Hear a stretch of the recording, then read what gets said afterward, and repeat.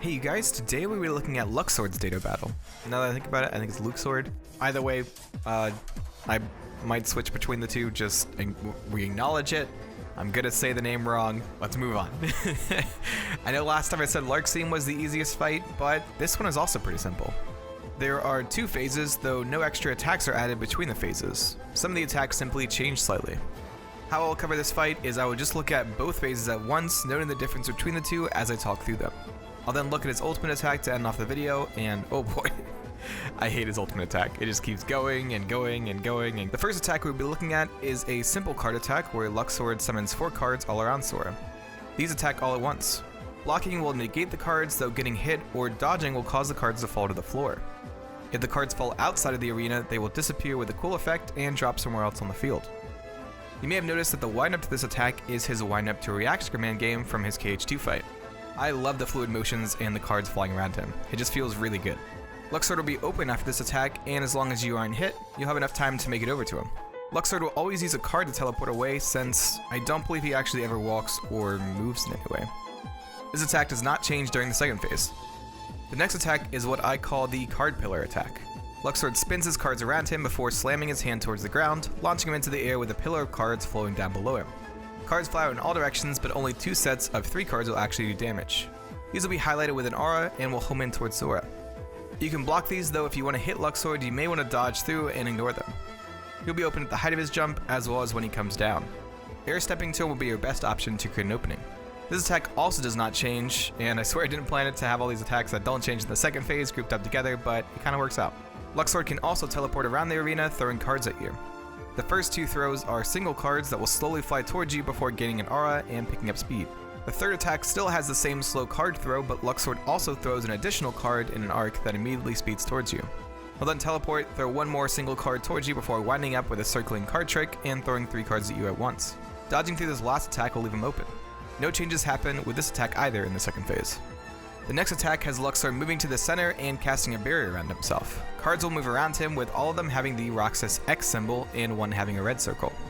Attacking an X or taking too long to hit the circle will cause the cards to explode, damaging Sora. After hitting a circle, the cards will spin and another red circle will appear. If you hit all of them, the barrier will break and Luxord will be thrown into the air, open to attack. I think it's interesting that Luxord is able to make a barrier similar to the ones Keyblade wielders can make, given that we know he is somehow connected to the ancient Keyblade legacy. In the second phase, Luxord will move the cards farther out away from him. The last attack has Luxord summoning sets of 2 cards that move towards Sora. When they reach him, they change into red portal-looking cards. These will close in on Sora and hit him up into the air. You can't block these, so dodge out of the way or dispel them to stay safe.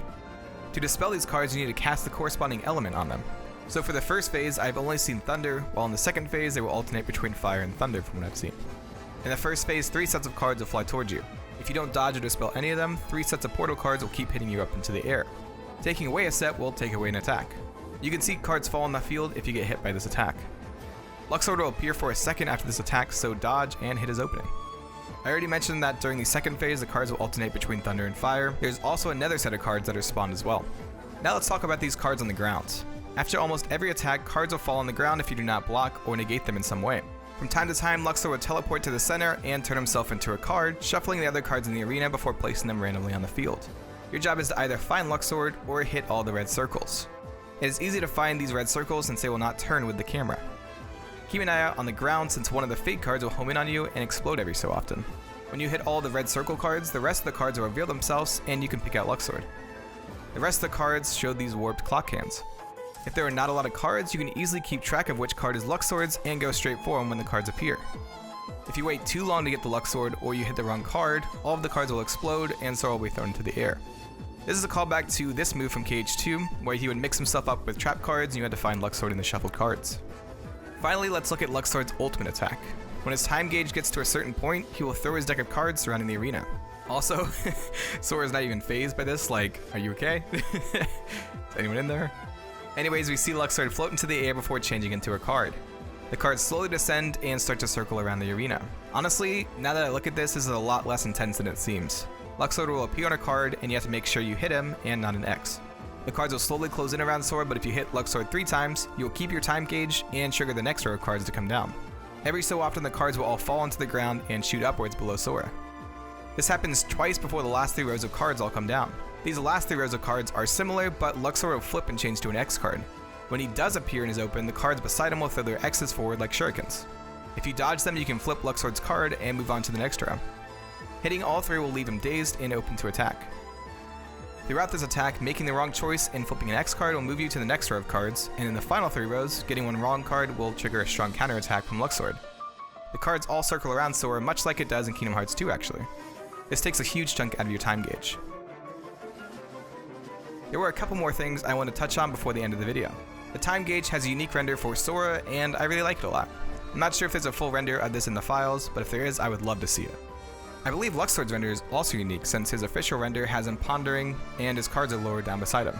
It's cool that they took the time to make unique renders just for this fight. Luxord also has no revenge attack for damaging him too much. He'll just teleport away and move on to his next attack. Lastly, you can lose the fight when your time gauge depletes, which does not trigger a voice line and just has the camera pulling back as it whites out. Ooh, actually this is the last thing. There weren't many attacks that were similar in the Days Combat from what I saw. Luxord would have the cards flying around him while casting magic and attacking, but I never saw one that directly lined up with the data battle attacks. The closest one was this attack that is slightly similar to the card pillar attack, but not really. And I think that is all I have for you guys today. This was honestly a pretty detailed fight, and the small little changes in the second phase was a nice touch. I think the idea that Luxord could easily up the ante whenever he wants, and is just playing a game with Sora is pretty cool. I also may be projecting because I think that Luxord's really powerful, and they've kind of set him up for that, so, I don't know. Anyways, thank you to my patrons who support me. Their names will be on screen right now. If you want to see my breakdowns early or schedule the breakdowns I want to do for each month, head over to my Patreon. I've been streaming a ton over on Twitch as well, and I should probably plug that more. If you enjoy Kingdom Hearts or Final Fantasy XIV, be sure to drop a follow. At the time of recording this, I just started Shadowbringers. It's really, really good. But anyways, if you enjoyed this video, click the cards on screen to see some other data battle breakdowns. Subscribe or share this, and I'll see you in the next video.